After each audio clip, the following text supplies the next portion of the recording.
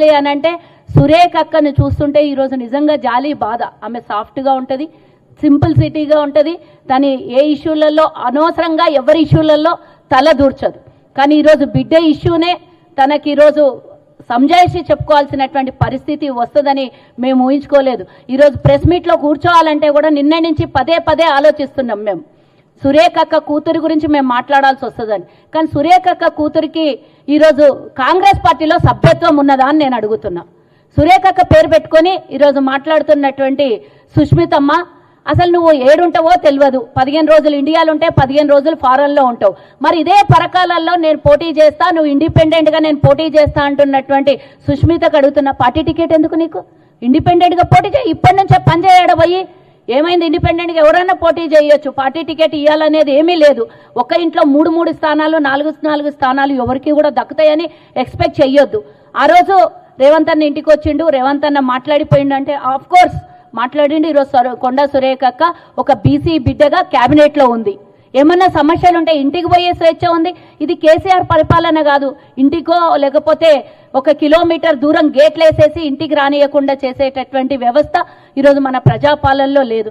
ఏమన్నా అవసరం ఉంటే ఈరోజు మురళి అన్నకి ఎమ్మెల్సీ కావాలంటే పోయి సురేఖ అక్క మాట్లాడుకుంటుంది. నీకు టికెట్ కావాలంటే కూడా ఆమె సీనియర్ లీడర్గా ఒక మంత్రిగా రేపు పొద్దున పరిణామాల్ని బట్టి ఒక మహిళా రిజర్వేషన్ వస్తే టికెట్లకు ఇంకా మహిళలకు అక్కడ ఇవ్వాల్సినటువంటి అవసరం వస్తే ఇంకా 2 ఏళ్ల తర్వాత జరిగేటటువంటి ఎన్నికల్లో సురేఖ అక్క పోయి మాట్లాడుకుంటుంది. నీకేం సంబంధం అమ్మా? సంబంధం లేని ఇష్యూలలో తలదూర్చి రేవంత్ అన్నని ఏకవచనంతో పిలుస్తున్నటువంటి నీకు వాళ్ళ బండారం బయట పెడతాను, ప్రెస్ మీట్లు పెడతా, వాళ్ళ తమ్ముళ్ళ గురించి మాట్లాడతా, వాళ్ళ కుటుంబం గురించి మాట్లాడతా, తిరుపతి అన్న సెక్యూరిటీ ఎందుకు అని మాట్లాడతా అన్నటువంటి నీకు అసలు సభ్యత్వం లేని ఆవిడ మా పార్టీ గురించి నువ్వెవరు మాట్లాడడానికి అడుగుతున్నా. కొండ సురేఖ అక్క వరకే లిమిట్ అది. నువ్వు మాట్లాడడానికి నీకు అర్హత లేదు. ఒకవేళ నీకు సభ్యత్వం ఉండి నువ్వు 10 ఏళ్లుగా ఆ పరకాలలో పోయి పార్టీ జెండా వేసుకొని పార్టీ కండువా వేసుకొని పనిచేసింటే గనక నీకు అడిగే హక్కు ఉన్నది. మొన్న అక్కడ బహిరంగ సభ జరిగింది. సిట్టింగ్ ఎమ్మెల్యే, అది కూడా ప్రభుత్వంలో పార్టీలో ఉన్నటువంటి ఎమ్మెల్యే, బరాబర్గా ఒక ముఖ్యమంత్రికి అర్హత ఉన్నది. ఆ మాత్రం అర్హత లేదా? వచ్చే ఎన్నికల్లో ప్రకాష్ రెడ్డి గారికి గెలిపించండి అని చెప్పారు. అయితే ఏమైంది? ఇప్పుడు ఏమన్నా బీఫామ్ ఇచ్చి టికెట్ ఇచ్చేసి పోండి, నెక్స్ట్ ఇది కూడా 2 ఏళ్ల తర్వాత నేనే ఇస్తున్నానేమన్నా రేవంత్ అన్న చెప్పిండు. అక్కడ అవసరానికి అవకాశానికి అవసరం చాలా వస్తుంది, టైం చాలా ఉన్నది. ఇంకా 2 సంవత్సరాల 8 నెలలు 9 నెలలు ఎన్నికలు ఉన్నాయమ్మా. ఇంకా నువ్వు ఇప్పుడిప్పుడే మెడిచి పడితే ఎన్నికలు రాకముందే అసలు నీకెవరన్నా రేపు పొద్దున పార్టీకి దగ్గర రానిస్తారా? అసలు గాంధీ భవన్ ఎక్కడన్నా ఎప్పుడన్నా ఎక్కినవా? నువ్వు పార్టీలో ప్రోగ్రాంలలో ఎప్పుడన్నా పాల్గొన్నావా? పోని నీ వంతుగా ఎన్నికలప్పుడు రాష్ట్రం మొత్తము ఎక్కడన్నా నీ ప్రచారం కానీ ఇంకోటైనా ఏమన్నా కనబడిందా? ఆ రోజు మా మేనమామ రేవంత్ అన్న అని చెప్పినావు. మరి ఈరోజు ఆ మేనమామ మీద ఏకవచనంతో మాట్లాడుతున్నావు. అమ్మకు తోడబుట్టిన సోదరునిలాగా నీకు గుర్తు రాలేదా? అసలు ఈరోజు సురేఖ అక్కకి ఎక్స్ప్లెనేషన్ ఇవ్వాల్సినటువంటి అవసరం ఎందుకు వచ్చింది నీ వల్ల? ఈరోజు పార్టీ నుంచి ఆమెకు నోటీసులు పోవడం ఎంత తుపాకి రాముడు కూడా మంచిగా మాట్లాడతారు. కొద్దిగా గొప్ప సీఎంనే మేము చేసినాం, పీసీసీనే మేము చేసినాం. ఏంటి నువ్వు చేసింది? 12 నియోజకవర్గాలలో వరంగల్ జిల్లాలో 11 మెజార్టీ వచ్చింది పార్లమెంట్లో. నీ ఒక్క దగ్గర 9,000 ఎందుకు మైనస్ వచ్చింది? మాకేం తెలియదు, మాకు సంబంధం లేదు అంటారు పద్ధత. వెనుక బ్యానర్ ఉంటుంది, నీ కేక్ కట్ చేస్తుంటారు. నువ్వు జిల్లాలో ఒక్క ఎమ్మెల్యేతో మంచుకున్నావా? నువ్వు పద్ధతి లేకుండా పాడు లేకుండా బ్లాక్ మెయిలింగ్ పాలిటిక్స్. ఏ పార్టీకి పోతే నువ్వు ఎల్లదిట్లే మొట్టమొదటి టీడీపీ, తర్వాత కాంగ్రెస్, తర్వాత వైఎస్ఆర్సీపీ, తర్వాత బీఆర్ఎస్, మళ్ళా కాంగ్రెస్. ఎక్కడ ఒక్కరితోటి మంచుకున్నావా నువ్వు? పోతూ పోతూ బీఫామ్లు కూడా ఎత్తుకపోతే ఆ రోజు కాంగ్రెస్ వీడిపోయేటప్పుడు కష్టకాలంలో కాంగ్రెస్ పార్టీ కష్టకాలంలో వదిలిపెట్టి బీఫామ్లు ఎత్తుకపోయారు.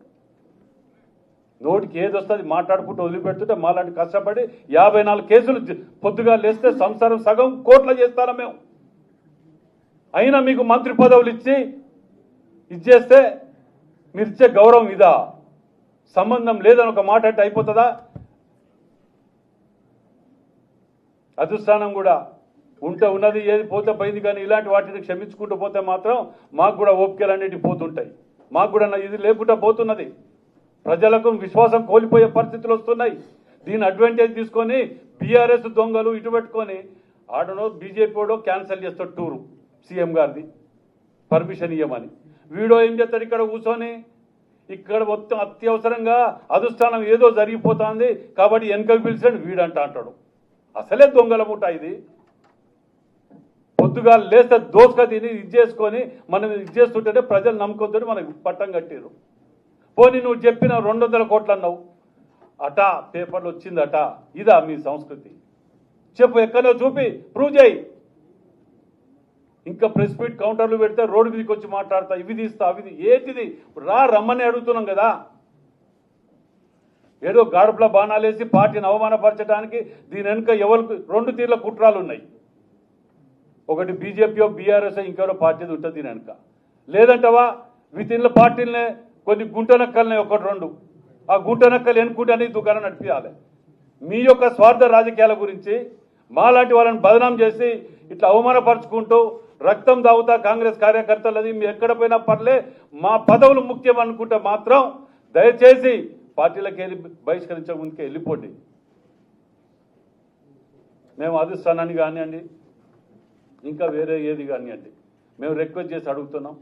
ఇలాంటి వాటిని ఇక ముందు జరగకుండా జరిగితే తక్షణం బహిష్కరించే విధంగా ఎంతటి వారైనా పర్లే, ఏ కులమైనా పర్లే, ఎవరైనా పర్లే ఆ నిర్ణయం తీసుకోకపోతే కార్యకర్తలల్లా చాలా నష్టపోయే ప్రమాదం ఉన్నది.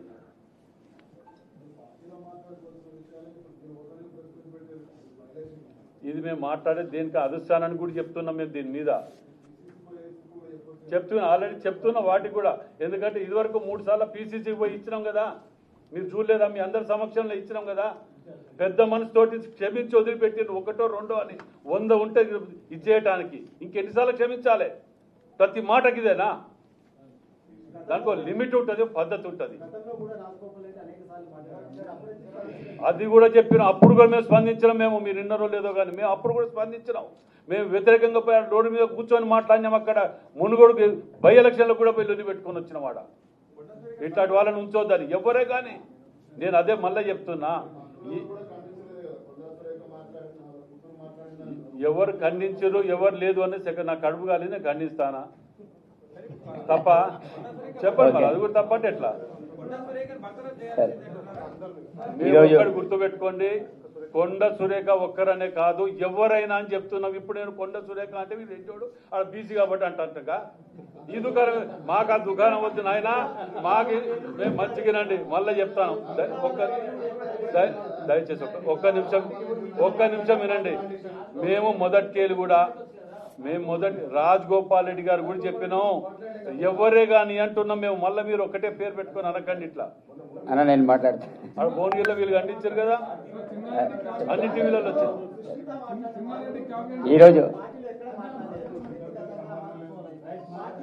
చూడమ్మా, మేము చెప్పేది సురేఖ గారు బాధ్యత తీసుకోవాలి. సురేఖ గారు బాధ్యత తీసుకోవాలి. కన్న బిడ్డ కదా, బయట ఎవరో కాదు కదా. మీ బిడ్డ బాధ్యత మీరు తీసుకోకపోతే ఇంకా వాళ్ళు తీసుకుంటారు. తెలియదు అని వదిలేస్తే అయిపోతుందా? రాజీనామా చేయాలి, చెయ్యకపోతే యాక్షన్ కూడా తీసుకోవాలి. మాట్లాడిన అందరి మీద, ఒకరి మీద అని చెప్పంటే నేను అరే మాట్లాడిన వాళ్ళు అందరంటే ఆయన రాడా ఇళ్లకు? ఇప్పుడు అందరూ ఎవరైనా అని చెప్తే మళ్ళీ ఒకరి పేరు పర్సనల్ గా వచ్చేందుకు పలుకుతాను. నేను చెప్తాను. కొండా సుస్మిత గారు మాట్లాడినట్టు వ్యవహారం చాలా బాధాకరం. దాన్ని తీవ్రంగా ఖండిస్తూ ఉన్నాం. కొండా సుస్మిత గారు కొండా సురేఖ కూతురు. సురేఖ గారు బాధ్యతమైనటువంటి మంత్రి పదవులు ఉన్నారు కాబట్టి వారికి నిన్న వివరణ కోరడం జరిగింది. సురేఖ గారు వివరణ ఇచ్చిన తర్వాత తదుపరి ఏం చేయాలో ఆలోచిస్తాం. ఈ విధంగా చిన్నారెడ్డి గారు కూడా చాలా సీనియర్ నాయకులు, మా అందరూ కూడా గౌరవప్రదమైన నాయకులు. వారు ఎందుకు అలా మాట్లాడినారు, ఎందుకు మాట్లాడాల్సి వచ్చింది, వాటి మీద కూడా వివరణ అడుగుతున్నారు. ఎవరైనా పార్టీ లైన్ దాటినప్పుడు పార్టీ నియమావళి ప్రకారము ఏ రకమైనటువంటి చర్యలు తీసుకోవాలో డిసిప్లినరీ కమిటీలో చర్చించి చర్యలు తీసుకుంటారు. సరే, ఇంకా ఎలక్షన్ టైం ఉంది కానీ ఇప్పటి నుంచి మేమే అభ్యర్థులను ప్రకటిస్తున్నాం. ఎంతవరకు కరెక్ట్ ఇది? ఎవరు ఇక దిగిపో అంటుండు. దిగిపోనికేమన్నా అల్లా టప్పగా వచ్చినాం అనుకుంటున్నావా? అయ్య పేరు తాత పేరు చెప్పుకొని ఎవరి కాళ్ళు పట్టుకొని రాలే బిడ్డ, నీలాకటోళ్ళని తొక్కుకుంటా వచ్చి ఆ కుర్చీలో కాంగ్రెస్ పార్టీ కార్యకర్తలు కూర్చోబెట్టే కూర్చున్నాం. 10 ఏళ్ళ నువ్వు కాదు, నిన్ను అయ్య కాదు, నీ తాత కాదు, నిన్ను పుట్టించినోడు వచ్చినా 10 ఏళ్ళు తెలంగాణ రాష్ట్రంలో కాంగ్రెస్ ప్రభుత్వం ఉంటుంది. ప్రజా పాలన అందిస్తాం. ప్రతి పేదవాడికి ఇచ్చిన మాట ప్రకారం ఇందిరమ్మ ఇండ్లు ఇస్తాం. ఆర్టీసీ బస్సులో ఉచిత ప్రయాణం ఇస్తాం. రాజీవ్ గాంధీ ఆరోగ్యశ్రీలో 10 లక్షలు ఇస్తాం. ఇంటింటికి 200 యూనిట్లు ఉచిత కరెంట్ ఇస్తాం. 500 రూపాయలకే సిలిండర్ ఇస్తాం. సంవత్సరం తిరిగే లోపల 2 లక్షల ఉద్యోగాలు ఇస్తాం. బీసీ జనాభా లెక్కలు కట్టి వాళ్ళ జనాభా ఎంతుందో వాళ్లకు నిధులు ఇస్తాం. ఇవన్నీ పనులు చేశాం.